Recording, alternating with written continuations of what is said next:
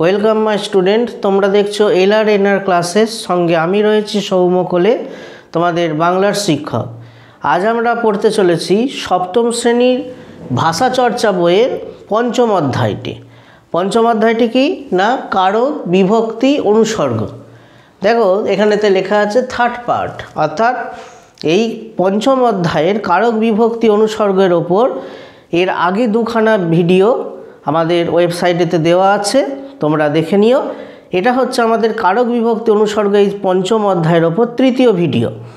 এই তৃতীয় ভিডিওতে আমরা মূলত আলোচনা করতে চলেছি কর্মকারক। তো কর্মকারক কাকে বলে না, কর্মকারক জানতে গেলে আগে কর্মপদ জানতে হবে। কেননা আমরা কারকের সংজ্ঞাতে আমরা বলেছিলাম, প্রথম ভিডিওতেই বলেছিলাম যে একটা বাক্যে সমাপিকা ক্রিয়াপদটির সঙ্গে বাক্যের অন্তর্গত অন্যান্য পদগুলির প্রত্যক্ষ সম্পর্ককে কারক বলে। তাহলে যেহেতু ক্রিয়াপদের সঙ্গে বা সমাপিকা ক্রিয়াপদের সঙ্গে অন্যান্য পদের সম্পর্ককেই যদি কারক বলা হয়, তাহলে অন্যান্য পদগুলোকে আগে চিনতে হবে। সেই হিসাবে কর্মকারক কাকে বলে জানতে গেলে আমাদের কর্মপদ চিনতে হবে। তো সেই কর্মপদ কি না, কর্তা যাকে অবলম্বন করে ক্রিয়া সম্পাদন করে তাকে কর্মপদ বলে। অর্থাৎ যে কাজ করছে সেই কর্তা, যে ব্যক্তি কাজ করছে সে কাজটা যেটাকে অবলম্বন করে করছে। যে কোনো কাজটা একটা অবলম্বন করে করতে হয় বা একটা বিষয় বা বস্তুকে কেন্দ্র করে করতে হয়, সেই কাজটাই হচ্ছে বা সেই অবলম্বিত পথটাই হচ্ছে কর্মকারক, এই কর্মপদ।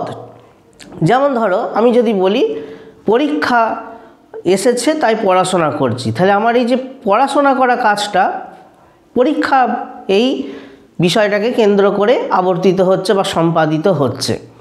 বা হয়তো আমি বলছি যে আমি বইমেলা নিয়ে রচনা লিখছি, তাহলে যে লেখা কাজটা, আমার লেখা কাজটা এই বইমেলা রচনাটাকে কেন্দ্র করে সম্পাদিত হচ্ছে।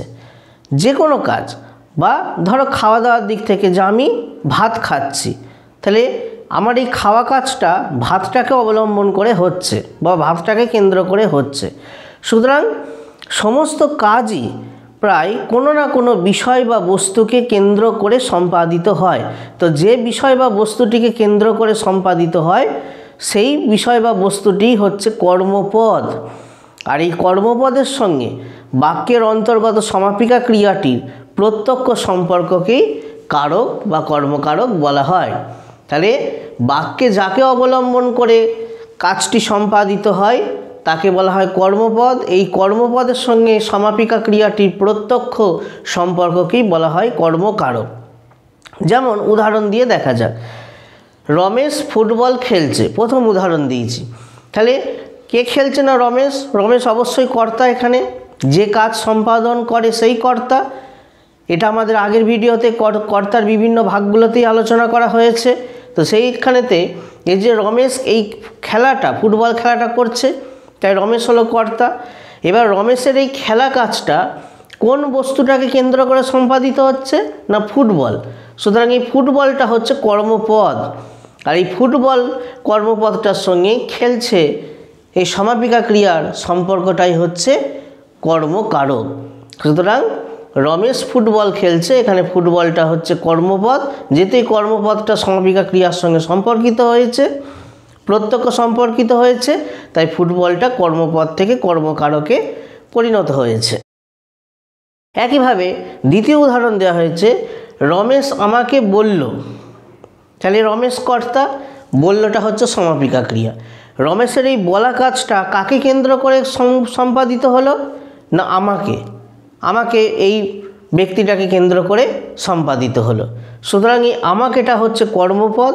আর এই আমাকে কর্মপদটার সঙ্গে বলল এই সমাপিকা ক্রিয়াটির প্রত্যক্ষ সম্পর্ককে বলা হচ্ছে কর্মকারক। সুতরাং একটা বিষয় স্পষ্ট যে কর্মকারক হতে গেলে কিন্তু একটা ক্রিয়াপদকে সকর্মক ক্রিয়া হতেই হবে। ক্রিয়াপদের যে বিভিন্ন ভাগ হয় তার মধ্যে ক্রিয়াপদে কর্মপদ আছে না নেই, এই ভিত্তিতে ক্রিয়াপদকে তিনটি ভাগে ভাগ করা যায়: সকর্মক ক্রিয়া, অকর্মক ক্রিয়া, দ্বিকর্মক ক্রিয়া। যে ক্রিয়ার কর্ম থাকে তাকে সকর্মক ক্রিয়া, যে ক্রিয়ার কর্ম থাকে না তাকে অকর্মক ক্রিয়া, আর যে ক্রিয়ার দুটি কর্ম থাকে তাকে দ্বিকর্মক ক্রিয়া বলা হয়। সুতরাং আমরা বলতে পারি যে কর্মকারক একমাত্র সকর্মক ক্রিয়া আর দ্বিকর্মক ক্রিয়া এদেরই হয়। অকর্মক ক্রিয়াপদের কোনো দিন কর্মকারক হয় না, কেননা যে কর্মপদ নেই তার সঙ্গে আমি ক্রিয়াপদের সম্পর্কটাকে খুঁজবোটা কোথায়? তাই অকর্মক ক্রিয়ার কোনো দিন কর্মপদ হয় না গো। এবার এই যে বাক্যে কর্মপদ আছে না নেই সেটাকে আমরা বুঝবো কী করে? তার জন্য আমাদের প্রথম ভিডিওটাতে কারক বিভক্তির ওপর প্রথম ভিডিওটাতে নিশ্চয়ই তোমাদের দেখেছো যে বিভিন্নভাবে সমাপিকা ক্রিয়াকে প্রশ্ন করতে হয়েছিল, তেমনি এখানেতেও তাই। একটা সমাপিকা ক্রিয়াকে মূলত কি বা কাকে এইটা দিয়ে প্রশ্ন করলেই আমরা কর্মপদ পেয়ে যাব। অর্থাৎ সমাপিকা ক্রিয়াকে যদি কি দিয়ে কিংবা কাকে দিয়ে প্রশ্ন করি, সেই প্রশ্নের উত্তর যদি পাই, অর্থাৎ কি খেলছে বা কি বলল বা কাকে বলল ইত্যাদিভাবে প্রশ্ন করে যদি তার উত্তর পায়, সেই উত্তরটাই হচ্ছে কর্মপদ। আর কর্মপদ থাকা মানেই সেখানে কর্মকারক রয়েছে। সুতরাং বলা যেতে পারে কর্মকারক নির্ণয় করতে গেলে সমাপিকা ক্রিয়াকে কি বা কাকে দিয়ে প্রশ্ন করতে হয়। এবার কখন কোন ধরনের প্রশ্ন করলে কোন ধরনের কর্মপদ পাওয়া যায় সেটা আমরা কর্মপদের শ্রেণীবিভাগেতে আলোচনা করছি। এই কর্মপদেতে মূলত কে, রে, এরে কিংবা শূন্য এই চারটে বিভক্তি যুক্ত হয়। এছাড়াও টি বা টা নির্দেশক যুক্ত হয়। অবশ্যই এখানে তোমাদের বিভক্তি বা নির্দেশক বা অনুসর্গ এইগুলো এখনও আমাদের আলোচনা করে ওঠা হয়নি। আমরা আশা করছি পঞ্চম পাঠেতে এই বিভক্তি অনুসর্গ এইগুলোকে আলোচনা করা হবে। তা আপাতত আমাদের জেনে রাখলাম যে কর্মপদেতে কে, রে, এরে, শূন্য এই বিভক্তিগুলোর মধ্যেই যে কোনো একটা যুক্ত হবে। আবার অনেক সময় বিভক্তি যুক্ত না হয়ে নির্দেশক পদ যুক্ত হয়। এবার আসি আমাদের এই কর্মপদের শ্রেণীবিভাগেতে। কর্মপদের একাধিক শ্রেণীবিভাগ হয়, বিভিন্ন ধরনের বৈচিত্র্যময় কর্মপদ দেখা যায়। ঠিক যেমন কর্তৃপদ দেখা গিয়েছিল, তেমনি অনেক ক্ষেত্রে মজার ব্যাপার হলো যে কর্তার যেমনভাবে আমরা শ্রেণীবিভাগ করেছিলাম, অবশ্যই দ্বিতীয় ভিডিওতে দেখবে পার্ট 2-তে আছে, ঠিক কর্মপদেরও অনেক ক্ষেত্রে একই শ্রেণীবিভাগ হয়। তো এসো দেখা যাক কর্মপদের শ্রেণীবিভাগগুলো। প্রথম কর্মপদের শ্রেণীতে পড়ব মুখ্য কর্ম, গৌণ কর্ম।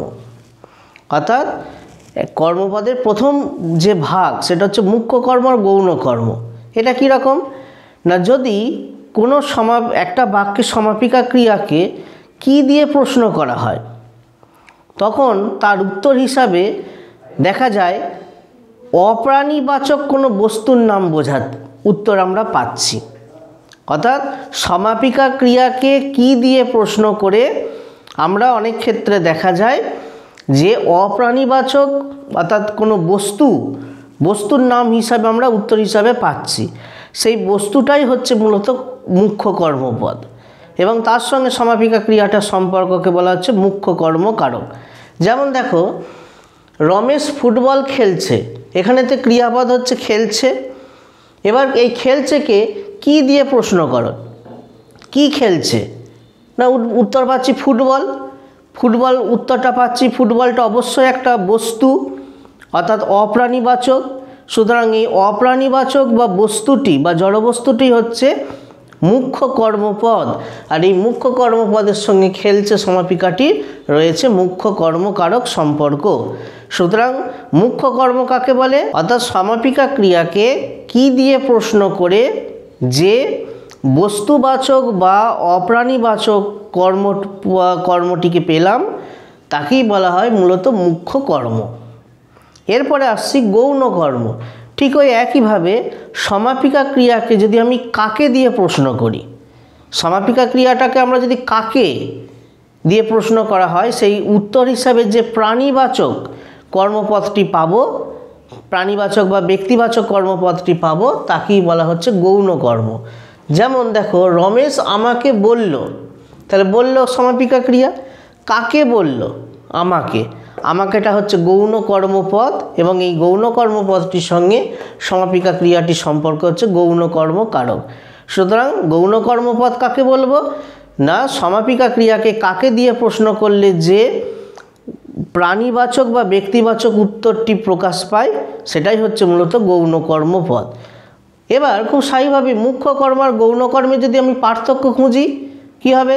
মুখ্য কর্ম হচ্ছে সবসময় অপ্রাণীবাচক বা জড়বস্তু, আর গৌণ কর্ম হচ্ছে সবসময় প্রাণীবাচক, অর্থাৎ কোনো সজীব বস্তু। এই যে ফুটবল, এটা হচ্ছে বস্তু, আর আমাকে এটা হচ্ছে ব্যক্তি অর্থাৎ প্রাণী। একইভাবে মুখ্য কর্ম পেতে গেলে সমাপিকাকে কী দিয়ে প্রশ্ন করতে হয়, আর গৌণ কর্ম পেতে গেলে সমাপিকা ক্রিয়াকে কাকে দিয়ে প্রশ্ন করতে হয়। তৃতীয় পার্থক্য কি? মুখ্য কর্মকারক কি মুখ্য কর্মপদটি বেশিরভাগ ক্ষেত্রে বিভক্তিহীন অর্থাৎ শূন্য বিভক্তি হয়, আর গৌণ কর্মের ক্ষেত্রে গৌণ কর্মপদটি অনেক ক্ষেত্রেই বিভক্তিযুক্ত, মূলত কে বিভক্তি বসে। কে বিভক্তি, এই যে আমাকে, আমি যুক্ত কে, আমাকেটাকে ভাঙলে হবে আমি যুক্ত কে, এটা হচ্ছে বিভক্তি, অর্থাৎ বিভক্তি যুক্ত হয়। এটাই হচ্ছে মূলত মুখ্য কর্ম আর গৌণ কর্মের পার্থক্য। এরপরে আসা যাক উদ্দেশ্য কর্ম ও বিধেয় কর্ম। উদ্দেশ্য বিধেয় কর্মের আগেতে আমাদের একটা শব্দ জানতে হবে, পরিপূরকতা। এই যে দেখো আমি এখানে লিখেছি পরিপূরকতা। পরিপূরকতা জিনিসটা কি? পরিপূরকতা মানে হচ্ছে যে দুটো বস্তু বা ব্যক্তি বা ঘটনার মধ্যে যখন একটা সম্পর্ক থাকবে, মানে প্রথমটা হলে দ্বিতীয়টা হবেই বা প্রথমটা আসলে দ্বিতীয়টা আসবেই, এটাই হচ্ছে পরিপূরকতা। যেমন ধরো যে তোমরা স্কুলেতে যখন বসো, তোমাদের বেঞ্চ দেওয়া হয়েছে কিন্তু টেবিল দেওয়া হয়নি সামনে, তাহলে সেটা কেমন লাগবে? নিশ্চয় তোমাদের পড়াশোনা অসুবিধা হবে। আবার উল্টো দিক থেকে হাই বেঞ্চটা বা টেবিলটা দেওয়া হয়েছে কিন্তু লো বেঞ্চটা দেওয়া হয়নি, তো বসারটা সিটটা দেওয়া হয়নি কো, সেটাও একটা বেখাপ্পা লাগবে, আমরা বসতে পারবো না কো, পড়াশোনার সমস্যা হবে। অর্থাৎ এই যে হাই বেঞ্চ আর লো বেঞ্চটার সম্পর্ক হচ্ছে অনেকটা পরিপূরকতা, অর্থাৎ প্রথমটা দিলে দ্বিতীয়টা কিন্তু দিতেই হবে। আলো আর ছায়া, এই দুটোর মধ্যে একটা পরিপূরকতা রয়েছে, যেখানেই আলো আছে সেখানেই কিন্তু ছায়া আছে। অর্থাৎ পরিপূরকতা বলতে বোঝায় যে যখন কমপক্ষে দুটি বস্তু বা দুটি ঘটনা বা দুটি কোনো ব্যক্তি বা সম্পর্ক যাই বলি না কেন, অর্থাৎ দুটো কিছু বস্তুর মধ্যে যখন একটা ওতপ্রোত সম্পর্ক, মানে ওতপ্রোত বলতে প্রথমটা আসলে দ্বিতীয়টা আসবে বা দ্বিতীয়টা থাকলে প্রথমটা থাকবেই, একটাকে আর একটার থেকে আলাদা করতে পারবো না। হ্যাঁ, এটাই হচ্ছে পরিপূরকতার সম্পর্ক। ঠিক এই সম্পর্কটা যখন একটা বাক্যের মধ্যে প্রযোজ্য হবে বা ব্যবহার হবে, তখনই আমরা পেয়ে যাব উদ্দেশ্য কর্ম আর বিধেয় কর্ম। সেটা কীরকম?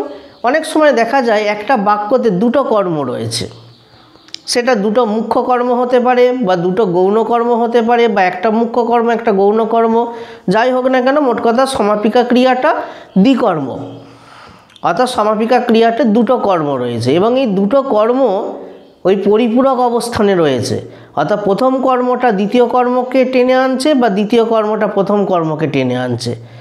অর্থাৎ একটা কর্ম, ওই পরিপূরকতার সম্পর্কটা নষ্ট হয়ে যাবে যদি তুমি একটা কর্মকে তুলে নাও। এইরকম ক্ষেত্রে আমরা পেয়ে যাব উদ্দেশ্য কর্ম আর বিধেয় কর্ম। এসব উদাহরণ সহ আলোচনা করা যাক। দেখো এখানে আমরা লিখেছি নিবারণ দড়িকে সাপ মনে করল। অর্থাৎ নিবারণ নামের এই ব্যক্তি রাস্তায় হয়তো একটা দড়ি পড়েছিল, অন্ধকারে সেটাকে সাপ মনে করলো। তাহলে প্রথমে আগে কর্মপদগুলোকে খুঁজি। মনে করলো, কি মনে করলো? সাপ। তাহলে কি এই একটা কর্ম পেলাম। কি মনে করলো? সাপ। কাকে মনে করলো? দড়িকে। তাহলে দেখো এখানেতে আগে আমরা দুটো কর্ম পেয়ে গেলাম, দড়িকে একটা সাপকে একটা, দুখানা কর্ম পেয়ে গেলাম। এবার এই যে দুখানা কর্ম, এই দুখানা কর্মের মধ্যে যে পরিপূরকতা আছে কি নেই সেটা এবার বুঝবো কী করে? সেটা বুঝতে গেলে যে কোনো একটা কর্মকে তোমরা বাদ দিয়ে পড়ো। প্রথম যদি আমি সাপটাকে বাদ দিই, তাহলে নিবারণ দড়িকে মনে করলো। দেখো বাক্যটা ঠিক অর্থই আসছে না। নিবারণ দড়িকে মনে করলে এটা আবার কী ধরনের বাক্য? কি মনে করলো না করলো কিছুই বুঝতে পারছি না। আবার ঠিক যদি উল্টোটা করি, নিবারণ সাপ মনে করলো, এটাও যেন বাক্যটার মধ্যে একটা কেমন ধাঁধা সৃষ্টি হয়ে যাচ্ছে, একটা যেন কেমন আজগুবি বা উদ্ভট কথা, যে নিবারণ সাপ মনে করলো। কি জিনিস বা কাকে সাপ মনে করলে কিছুই বলা হচ্ছে না গো। অর্থাৎ বুঝতে পারছো নিশ্চয়ই যে সাপটাকে বাদ দিলে দড়িকাটা শুধু দড়িকে দিয়েও কোনো অর্থ প্রকাশ হচ্ছে না, আবার দড়িকে বাদ দিলেও সাপ দিয়ে শুধু কোনো অর্থ প্রকাশ হচ্ছে না। অর্থাৎ দুটো কর্ম একটার সাহায্যে বাক্যের অর্থটাকে শেষ করতে পারছে না। দুটো কর্ম যখন একসঙ্গে বসছে তখনই বাক্যের অর্থটা সমাপ্ত হচ্ছে বা ঠিকঠাকভাবে বা যথাযথভাবে সমাপ্ত হচ্ছে, সেটা কোনো উদ্ভট বাক্যের মতন লাগছে না। সেই জন্যই বলা হচ্ছে যে এই দড়িকে বসলে সাপ বসবেই, সাপ বসলে দড়িকে বসবে। অর্থাৎ দড়িকে আর সাপ এই দুটো কর্মের মধ্যে একটা পরিপূরকতা রয়েছে। এটাই হচ্ছে উদ্দেশ্য কর্ম এবং বিধেয় কর্মের দৃষ্টান্ত। তাহলে এবার কাকে উদ্দেশ্য কর্ম আর কাকে বিধেয় কর্ম বলে সেটা আমরা আসছি। তাহলে আগে উদ্দেশ্য কর্ম বা বিধেয় কর্ম কোন পরিস্থিতিতে তৈরি হয় আমরা জানলাম না, যখন একটা বাক্যে সমাপিকা ক্রিয়াটি দুটো কর্ম থাকে এবং সেই দুটো কর্মের মধ্যে পরিপূরকতা থাকে। অর্থাৎ প্রথমটি বসলে দ্বিতীয়টি বসবে, দ্বিতীয়টি বসলে প্রথমটি বসবেই। এরকম যখন পরিপূরক সম্পর্কতে কোনো কর্মপদ একটা বাক্যতে মানে ঠাঁই পায়, তখন তার সেই পরিপূরক অবস্থানে থাকা দুটি কর্মপদের একটিকে বলা হয় উদ্দেশ্য কর্ম এবং একটিকে বলা হয় বিধেয় কর্ম। এবার কোনটাকে উদ্দেশ্য আর কোনটাকে বিধেয়, না সেক্ষেত্রে এই যে দেখো লিখেছি বিভক্তিযুক্ত, বিভক্তিযুক্ত কর্মটাকে বলা হয় উদ্দেশ্য কর্ম। অর্থাৎ এই যে দড়িযুক্ত কে, দড়িকে, কেটা হচ্ছে বিভক্তি, দড়িটা হচ্ছে মূল পদ, তাহলে বিভক্তিযুক্ত কর্মপদটিকে বলা হয় উদ্দেশ্য কর্ম।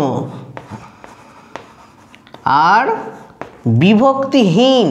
বিভক্তিহীন কর্মটাকে, এই যে সাপের সঙ্গে কোনো বিভক্তি যুক্ত হয়নি, এটাকে বলা হয় বিধেয় কর্ম, এটাকে বলা হচ্ছে বিধেয় কর্ম। তাহলে বিভক্তিযুক্ত কর্ম হচ্ছে উদ্দেশ্য কর্ম আর বিভক্তিহীন কর্ম হচ্ছে বিধেয় কর্ম। তাহলে আমরা সংজ্ঞা আকারে বললে কি হবে না, কোনো বাক্যে সমাপিকা ক্রিয়াটি যদি দ্বিকর্মক হয় এবং সেই দ্বিকর্মকের দুটি কর্ম যদি পরিপূরক অবস্থানে থাকে, সেই পরিপূরক অবস্থানে থাকা বিভক্তিযুক্ত কর্মটিকে বলা হয় উদ্দেশ্য কর্ম আর বিভক্তিহীন কর্মটিকে বলা হয় বিধেয় কর্ম। সাধারণত আগে উদ্দেশ্য কর্ম বসে তারপরে বিধেয় কর্ম বসে, কেননা এমনিতেও বাক্যর যখন আমরা বাক্যকে ভাগ করা হয় তখন আগে উদ্দেশ্য তারপর বিধেয়, সেই জন্য আগে সাধারণত উদ্দেশ্য কর্ম বসে এবং তারপরেতে বিধেয় কর্ম বসে। তবে যে ব্যতিক্রম দেখা যায় না তা নয়, তবে এটাই সাধারণত নিয়ম। এবার একটা বিষয় আমাদের একটুখানি জেনে নিই যে দেখো উদ্দেশ্য কর্ম আর বিধেয় কর্মের মধ্যেও দুটো কর্ম রয়েছে আর মুখ্য কর্ম গৌণ কর্মের মধ্যেও দুটো কর্ম রয়েছে। অর্থাৎ আমরা বিষয়টাকে যদি একটু অন্যভাবে দেখি, যে একই দ্বিকর্ম ক্রিয়াকে, প্রথম আমরা একটা উদাহরণ লিখছি যে রমেশ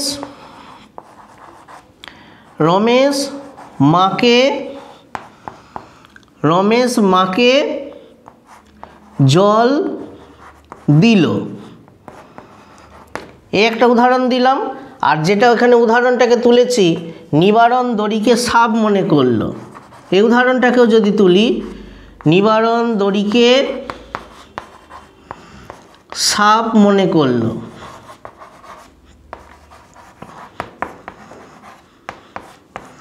তাহলে এখানেতেও দুটো কর্ম রয়েছে, এখানেতেও দুটো কর্ম রয়েছে। অর্থাৎ এই দিল সমাপিকাটা দ্বিকর্মক, এই মনে করলো সমাপিকাটাও দ্বিকর্মক। কিন্তু এই দ্বিকর্মকটা কিন্তু এটা দ্বিকর্মক, কিন্তু তা বলে এই নয় যে এটা পরিপূরক, এর মধ্যে কোনো পরিপূরকতার সম্পর্ক নেই। অর্থাৎ দ্বিকর্মক ক্রিয়াতে একটা বাক্যতে একটা গৌণকর্ম একটা মুখ্য কর্ম থাকতেই পারে এবং সেই হিসাবে সেই বাক্যটার ক্রিয়াপদটা বা সমাপিকা ক্রিয়াটা দ্বিকর্মক হয়ে যেতেই পারে। কিন্তু দুটো কর্ম থাকা মানেই যে পরিপূরক অবস্থানে থাকবে তার কোনো মানে নেই। কিন্তু যদি পরিপূরক অবস্থানে থাকে তখন সেটা উদ্দেশ্য কর্ম আর বিধেয় কর্মতে পরিণত হয়ে যায়। অর্থাৎ আমার বক্তব্য হচ্ছে যে সমাপিকা ক্রিয়া দ্বিকর্মক হয়, যদি সমাপিকা ক্রিয়া দ্বিকর্মক হয় এবং সেই দ্বিকর্মক ক্রিয়ার ক্ষেত্রে দুটো পরিস্থিতি তৈরি হতে পারে, উদ্দেশ্য কর্ম বিধেয় কর্ম কিংবা গৌণ কর্ম মুখ্য কর্ম। সেক্ষেত্রে পার্থক্যটা কোথায় না, যদি পরিপূরকতাটা থাকে তখন সেখানে উদ্দেশ্য কর্ম বিধেয় কর্ম সৃষ্টি হবে, আর পরিপূরকতাটা যদি না থাকে তখন সেটা সাধারণ গৌণ কর্ম মুখ্য কর্ম জায়গাতেই থাকবে। এরপরেতে আমাদের আসছি সমধাতুজ কর্ম। সমধাতুজ কর্ম কি? নেট এইরকম একটা ভাগ কর্তার ক্ষেত্রেও ছিল, সমধাতুজ কর্তা, অর্থাৎ সমধাতুজ অর্থাৎ সমান ধাতু থেকে জন্ম নেওয়া। ধাতু থেকে সমান ধাতু থেকে জন্ম নেওয়া কি? আমরা যদি জানি ক্রিয়াপদের মূল অংশকে বলা হয় ধাতু, অর্থাৎ ক্রিয়াপদের মূল অর্থযুক্ত ক্ষুদ্রতম অংশটাই হলো ধাতু। সেক্ষেত্রে এই যে গাওয়া, গাওয়াটা হচ্ছে ক্রিয়াপদ, এই গাওয়া ক্রিয়াপদটার ধাতুটা হচ্ছে গা, ধাতুটা হচ্ছে গা। অর্থাৎ যে এই যে সমাপিকা ক্রিয়াটা গাওয়া, এই সমাপিকা ক্রিয়াটার ধাতু হচ্ছে গা। ঠিক একইভাবে এই ধাতুটা থেকেই এখানে কর্মপদটাও জন্ম নিয়েছে, অর্থাৎ এই যে গান, এখানেও গা। সুতরাং বলা যেতে পারে যে কর্মপদ ক্রিয়াপদেরই ধাতু থেকে জন্ম নেওয়া সেটাই হচ্ছে সমধাতুজ কর্ম। বা আমরা একটু যদি অন্যভাবে বলি, একই ধাতু থেকে যদি ক্রিয়াপদ এবং কর্মপদ জন্ম নেয় তখন তাকে বলা হয় সমধাতুজ কর্ম। অর্থাৎ ক্রিয়াপদ যে ধাতু থেকে জন্ম নিয়েছে সেই সমান ধাতু থেকে কর্মপদও জন্ম নিচ্ছে বা তৈরি হচ্ছে, এটাকে বলা হচ্ছে সমধাতুজ কর্ম। যেমন কত গান হলো তো গাওয়া, তাহলে গাওয়া এটা হচ্ছে ক্রিয়াপদ। কি গাওয়া হলো? গান। কি দিয়ে প্রশ্ন করলে আমরা মুখ্য কর্ম পেলাম গান, তাহলে দেখো গান মুখ্য কর্ম, গাওয়া সমাপিকা। তাহলে গান আর গাওয়া এই একটা মুখ্য কর্মপদ আর একটা সমাপিকা ক্রিয়া, এই দুটোই মূলত একই ধাতু থেকে অর্থাৎ গা ধাতু থেকে জন্ম নিয়েছে, তাই এটা হচ্ছে সমধাতুজ কর্ম। এবার আসছি উহ্য কর্ম। উহ্য কর্ম মানে যে কর্ম গোপন রয়েছে, মানে চোখের সামনে নেই। যেমন আমি লিখছি, কি লিখছি, এই যে কি দিয়ে প্রশ্ন করে কি লিখছি তার উত্তর কিন্তু এখানে দেওয়া নেই গো। অর্থাৎ আমি রচনা লিখছি নাকি কোনো অঙ্ক লিখছি নাকি কোনো বিজ্ঞান বা ইতিহাসের নোটসপত্র লিখছি, নাকি কোনো কবিতা বা আবৃত্তি লিখছি, এসব কিছুই এখানেতে লেখা নেই গো। অর্থাৎ কি লিখছি সেই কিয়ের উত্তরটাই এখানে নেই, এটাই হচ্ছে উহ্য কর্ম। কিন্তু এখানেতে একটা প্রশ্ন এসে যায়, আদৌ উহ্য কর্ম সম্ভব? তো যে নেই তার সঙ্গে কী করে সম্পর্ক তৈরি করব আমরা এখানে আবার সেই ফিরে যাই আমাদের ভিডিও 1-এতে, কারবিভক্তির ওপর ভিডিও 1-এতে আলোচনা করেছিলাম যে তুমি বন্ধুর সঙ্গে তাদের বাড়িতে গেছো, একজন ব্যক্তিকে দেখছো আর একজন সেই ব্যক্তির সঙ্গে বন্ধুকে প্রশ্ন করছো যে এটা কে ওটা কে, এবং বন্ধু তোমাকে উত্তর বলে দিচ্ছে যে এটা আমার মা, এটা আমার বাবা, এটা আমার ঠাকুমা, এরকম করে উত্তর বলে দিচ্ছে। হ্যাঁ, এবার ধরো তুমি বন্ধুর বাড়িতে গেছো, সেখানেতে সাধারণত বন্ধুর বাড়িতে গেছো দিয়ে সেখানেতে তুমি নিশ্চয়ই প্রশ্ন করবে না যে তোর মামা কয়, স্বাভাবিক, মামার বাড়ি তো আলাদা হবে। বা তুমি নিশ্চয় সেখানেতে প্রশ্ন করবে না যে তোর পিসি কয়, কেন মামার বাড়ি পিসির বাড়ি এগুলো তো অন্য বাড়িতে। তাহলে যে সামনে নেই তুমি তাকে কি করে প্রশ্ন করবে বা তার সঙ্গে বন্ধুর কি করে সম্পর্ক করবে? অর্থাৎ এইখানেতেই বলে রাখি যে উহ্য কর্ম আমরা পরিবটে, কিন্তু এটা একটা কেমন যেন প্রশ্নের মুখে দাঁড়িয়ে যায় যে বাক্যে কর্ম নেই তো তার সঙ্গে আমি কি করে সমাপিকা ক্রিয়াটির সম্পর্ক নির্ণয় করব। আমরা ধরে নিলাম এখানে তো আমি লিখছি, কিছু না কিছু লিখছি, ধরে নিলাম, কিন্তু ধরে নেওয়ার সঙ্গে তো আর নেই। ধরে নেওয়া মানেই যে সত্যি করেই আছে তার তো কোনো মানে নেই। সুতরাং উহ্য কর্ম এটা একটা প্রশ্ন মুখর একটা পয়েন্ট। এটা আদৌ সম্ভব না সম্ভব নয় সেটা কিন্তু আমাদের ভাবনা জাগায়। যাই হোক, এরপরেতে চলে আসি কর্মে বিপসা। বিপসা কথাটার অর্থ হচ্ছে দুইবার ব্যবহার। কোনো পদ যদি দুবার ব্যবহার হয় তখন তাকে বিপসা বলে। ঠিক একইভাবে কর্মে বিপসা মানে যদি কোনো বাক্যেতে কর্মপদটা দুবার ব্যবহার হয় তখনই তাকে কর্মে বিপসা বলবো। যেমন দেখো, জনে জনে ডেকে বলেছি, জনে জনে মানে প্রত্যেক জনকে ডেকে ডেকে আমি বলেছি। তাহলে বলেছি কাকে বলেছি? জনে, এবং জনেটা দেখো দুবার, অর্থাৎ কাকে কাকে বলেছি? জনে জনে। সুতরাং এখানে জনেটা হচ্ছে গৌণ কর্মপদ, এই গৌণ কর্মপদটা দুবার ব্যবহার হয়েছে। তাই এটা হচ্ছে কর্মে বিপ্সা। তাহলে কর্মে বিপ্সা কাকে বলবো না, যখন একটা বাক্যে মুখ্য কর্মই হোক বা গৌণ কর্মই হোক দুবার ব্যবহার হবে তখন তাকে বলা হবে যে কর্মে বিপ্সা। কিন্তু এখানে একটা বিষয় জেনে রাখবে, কর্মে বিপ্সা যখন হবে তখন একই ধরনের কর্ম হবে কিন্তু, অর্থাৎ হয় গৌণ, দুটোই হয় গৌণ হবে বা দুটোই মুখ্য হবে, দুটোই মুখ্য হবে। কখনোই একটা গৌণ একটা মুখ্য নয়, কেননা একটা গৌণ একটা মুখ্য হলে সেটা কিন্তু আমাদের এই মুখ্য কর্ম গৌণ কর্মের কোটাতে চলে যাবে, ওটা তখন কিন্তু আর কর্মে বিপ্সা হবে না। এই যে রমেশ মাকে জল দিল, এখানেও তো দুটো কর্মপদ আছে, এখানেও দুটো রয়েছে, একটা গৌণ কর্ম একটা মুখ্য কর্ম, তা সত্ত্বেও এটা কিন্তু কর্মে বিপ্সা নয়। কর্মে বিপ্সা হতে গেলে একই কর্মপদ দুবার ব্যবহার হবে, হয় মুখ্য কর্ম দুবার ব্যবহার হলো কিংবা গৌণ কর্ম দুবার ব্যবহার হলো। এখানে কিন্তু দুটো কর্ম আছে কিন্তু দুটো একই ধরনের কর্ম নয়, একটা মুখ্য একটা গৌণ। এবার আসি বাক্যাংশ কর্ম আর উপবাক্যীয় কর্ম। এই ভাগ দুটো অর্থাৎ বাক্যাংশ কর্তা আর উপবাক্যীয় কর্তা এই একই ভাগ কর্তার ক্ষেত্রেও হয়, অর্থাৎ কর্তৃপদের শ্রেণীবিভাগেতেও আমরা আলোচনা করেছি। অর্থাৎ কাকে বাক্যাংশ বলবো আর কাকে উপবাক্য বলবো সেই আলোচনা আমাদের এই কারকবিভক্তির ওপর ভিডিও পার্ট 2-এতে আছে, দেখবে কর্তৃপদের শ্রেণীবিভাগেতে। তো আমরা সংক্ষেপে বলতে পারি, যখন একটা অসমাপিকা ক্রিয়াযুক্ত বাক্য, মানে ওকে বাক্য বলবো না কেননা অসমাপিকা ক্রিয়া দিয়ে কোনো বাক্য হয় না, একটা বাক্যের অংশ হতে পারে। একটা বাক্য হতে গেলে ন্যূনতম একটা সমাপিকা ক্রিয়া থাকবে, সেটা প্রকাশ্যেই থাকুক বা উজ্জেই থাকুক। তো যেহেতু অসমাপিকা ক্রিয়া দিয়ে শেষ হওয়া কোনো বাক্য বা বাক্যাংশ যখন কর্মপদের স্থান দখল করে তখন তাকে বলা হয় বাক্যাংশ কর্ম। আর সমাপিকা ক্রিয়াযুক্ত কোনো ছোট উপবাক্য যখন কোনো কর্মপদের স্থান দখল করে তখন তাকে বলা হয় উপবাক্যীয় কর্ম। অর্থাৎ বাক্যাংশ মানে অসমাপিকা ক্রিয়া দ্বারা শেষ হওয়া একটা ছোট্ট ক্ষুদ্র বাক্যের অংশ, আর উপবাক্য মানে সমাপিকা ক্রিয়া দ্বারা শেষ হওয়া একটা ক্ষুদ্র বা ছোট্ট বাক্য। বাক্যাংশের আলাদা করে কোনো ব্যবহার হয় না, উপবাক্যের আলাদা করে ব্যবহার হতে পারে। বাক্যাংশ যেহেতু অসমাপিকা ক্রিয়া দ্বারা শেষ হয় তাই ওর অর্থও অসমাপ্ত থাকে, বক্তার এখনও কিছু বলারও থাকে বা শ্রোতারও এখনও শোনার আকাঙ্ক্ষা থাকে। কিন্তু উপবাক্য যেহেতু সমাপিকা ক্রিয়া দ্বারা শেষ হয় তাই সেটা আকারেতে ক্ষুদ্র হলেও সেটা অর্থ সমাপ্ত করতে পারে, বক্তার কিছু বলারও থাকে না, তারপর শ্রোতারও আর কিছু শোনার কৌতূহল থাকে না।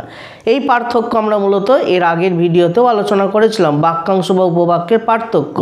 সেক্ষেত্রে একইভাবে বলবো যে কোনো বাক্যাংশ যদি কর্মপদের স্থান দখল করে তখন সেটাকে বলা হয় বাক্যাংশ কর্ম। যেমন দেখো, থেমে থেমে কথা বলা আমি পছন্দ করি না, এই যেখানে তো ক্রিয়াপদ কি পছন্দ করি না, কি পছন্দ করি না, কি দিয়ে প্রশ্ন করলি কর্মকারক, কি পছন্দ করি না, থেমে থেমে কথা বলা। এই যে থেমে থেমে কথা বলা এটা হচ্ছে একটা বাক্যাংশ, কারণ এই যে কথা বলা, এই যে এইটা কথা বলা অসমাপিকা ক্রিয়া দ্বারা শেষ হয়েছে বাক্যাংশটা, তাই থেমে থেমে কথা বলা এই বাক্যাংশটাই কর্মপদের স্থান দখল করেছে, তাই এটা হলো বাক্যাংশ কর্ম। একইভাবে উপবাক্যীয় কর্ম, না কোনো একটা সমাপিকা ক্রিয়াযুক্ত ক্ষুদ্র স্বাধীন বাক্য যখন কর্মপদের স্থান দখল করে তখন সেটাকে বলা হয় উপবাক্যীয় কর্ম।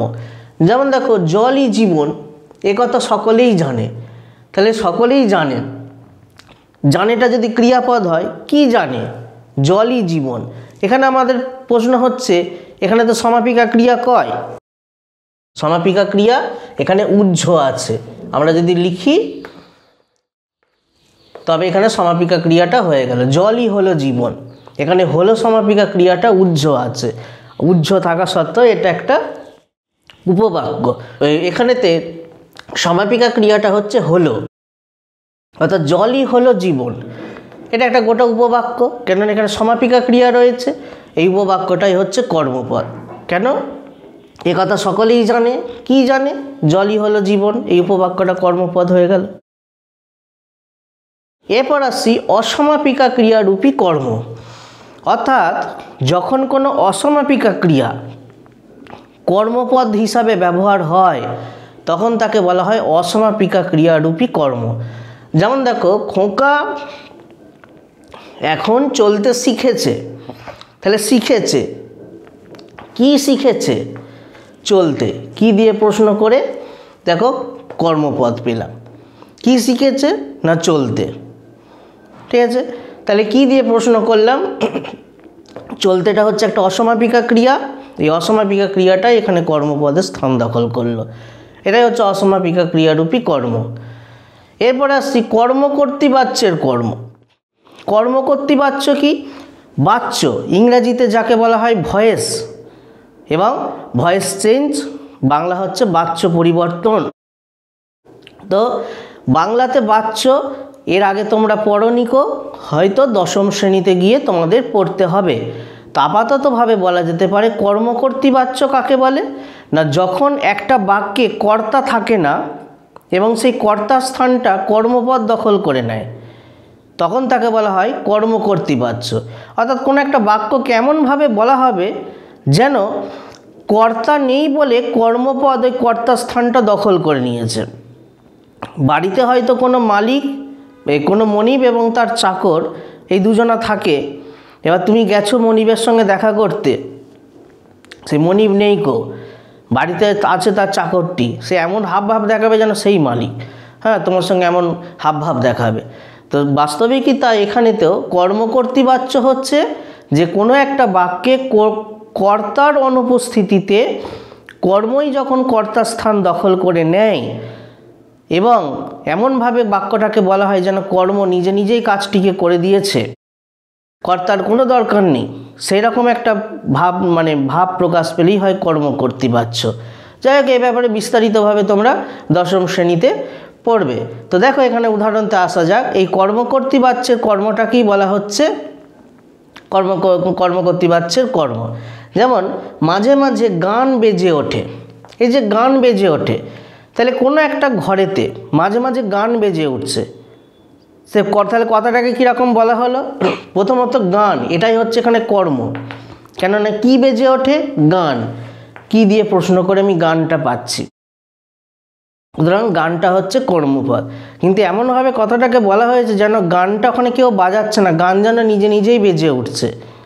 হ্যাঁ, কিন্তু সেটা তো বাস্তবিক নয়। কেউ একজন হয়তো গান গাইছে, তাই গানটা বেজে উঠছে, কিংবা হয়তো কেউ একজন কোনো মোবাইলেতেই হোক বা কোনো সাউন্ড সিস্টেমেতেই হোক গানটা বাজাচ্ছে, তবে গানটা বেজে উঠছে। অর্থাৎ কর্তা একজন আছে কিন্তু সে এই বাক্যেতে নেই, আর নেই বলেই গান এই কর্মপত্রে যেন কর্তা স্থানটা দখল করে নিয়ে এমন একটা ভাব প্রকাশ করছে যেন গানটা নিজে নিজেই বেজে উঠেছে। সুতরাং এই গানটা হচ্ছে কর্মকর্তৃবাচ্যের কর্ম। কর্মকর্তৃবাচ্যের কর্ম থাকলে অবশ্যই সেখানে কোনো কর্তা থাকবে না উদাহরণেতে। শেষ আসছে আমাদের অক্ষুণ্ণ কর্ম। অক্ষুণ্ণ মানে একই থাকা, কোনো পাল্টে না যাওয়া। হ্যাঁ, অনেক ক্ষেত্রে দেখা যায় আমাদের বাচ্য পরিবর্তন করতে হয়। ইংরাজিতে হয়তো তোমরা অ্যাক্টিভ ভয়েস থেকে প্যাসিভ ভয়েস বা প্যাসিভ ভয়েস থেকে অ্যাক্টিভ ভয়েস করেছো, বাংলাতেও তেমন বাচ্য পরিবর্তন করতে হয়। কখনো কর্তৃবাচ্য থেকে কর্মবাচ্য যেতে হয় বা কর্মবাচ্য থেকে কর্তৃবাচ্যতে আসতে হয়। এই যে কর্তৃবাচ্য থেকে কর্মবাচ্য বা কর্মবাচ্য থেকে কর্তৃবাচ্যতে আসাকালীন যদি দেখা যায় যে সেই এক জায়গা থেকে আরেক জায়গায় আসাকালীন অবস্থাতে কর্মপদটার কোনো রকম পাল্টালো না, একই থাকলো, তখন তাকে বলে অক্ষুণ্ণ কর্ম।